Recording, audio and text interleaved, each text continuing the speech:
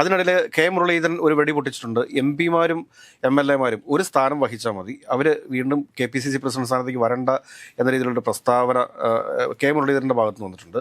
ആരായിരിക്കും അടുത്ത KPCC president?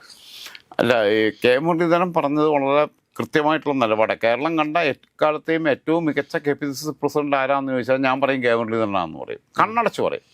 K മുരളീധരനെ കുറിച്ച് അപ്പുറത്തേക്ക് നിൽക്കുന്നൊരു KPCC പ്രസിഡന്റ്, അത് പിന്നെ മുല്ലപ്പള്ളി ആണെങ്കിലും കെ സുധാകരനാണെങ്കിലും ബാക്കിയുള്ളവരാണെങ്കിലും ആരെയും ഞാൻ പറയില്ല. AN ആണെങ്കിലും വയനാട് രവി ആണെങ്കിലും ഒക്കെ വെച്ച് നോക്കുമ്പോൾ കേരളം കണ്ട എക്കാലത്ത് ഏറ്റവും മികച്ച KPCC പ്രസിഡന്റ് കെ മുരളീധരനായിരുന്നു. കാരണം ഓർഗനൈസേഷൻ കപ്പാസിറ്റി അദ്ദേഹത്തിനുണ്ടായിരുന്നു.